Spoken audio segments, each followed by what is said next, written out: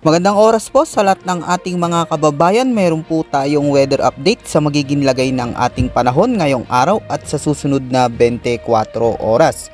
Ano nga ba ang inaasahan nating magiging panahon ngayong araw mga kababayan at anong mga lugar ang apektado ngayon ng maulang panahon? Yan po sabay-sabay nating alamin lahat yan mga kababayan dito po sa ulat panahon ko ngayong araw na ito. Sa kasalukuyan mga kababayan ay nagdadala ngayon ng maulang panahon sa ilang bahagi ng ating bansa ang patuloy na umiiral na Intertropical Convergence Zone. At dahil nga sa mga pag-ulan na dala nito ay apektado po ngayon mga kababayan ng mga lugar lalo na dito sa malaking bahagi ng Northern Mindanao, Visayas, dito rin mga kabayan sa may Zamboanga Peninsula at Caraga. Kaya asahan po ang mga lugar na ito ay makakaranas ng maulap hanggang sa madilim na kalangitan at maulang panahon na may katamtaman hanggang sa malalakas na mga pag-ulan pagsapit ng hapon at gabi.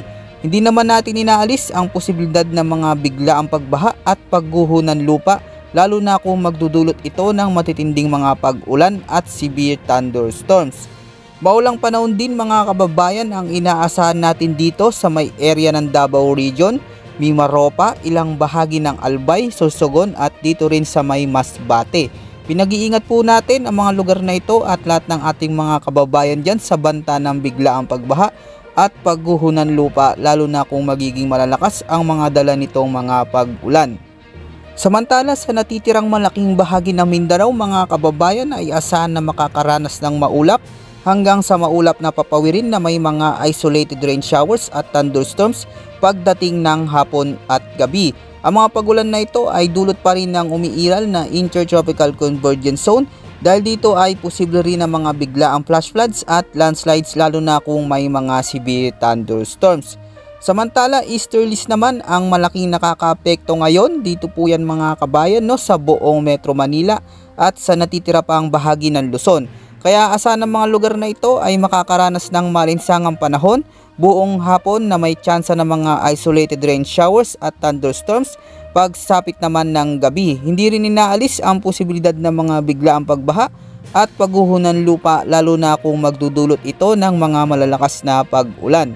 At pagdating naman sa ating bagyo update mga kabayan ay wala pa po tayong namomonitor na anumang sama ng panahon gaya ng low pressure area o bagyo sa loob at labas ng ating Philippine Area of Responsibility na posible pong makaapekto sa ating bansa. Kaya magandang balita po ito sa lahat ng ating mga kababayan.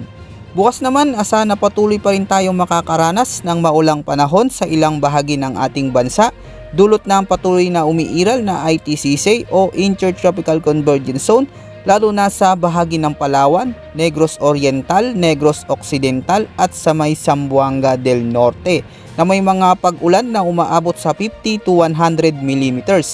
At malaga po magpatuloy po tayo na mag-antabay pa sa mga susunod pa nating update. Yan po muna ang ating pinaka-latest weather update at ulat panahon ngayong araw mga kabayan ko. Ito po ang inyong weather forecast ng bansa. Maraming salamat po at ingat po sa ating lahat.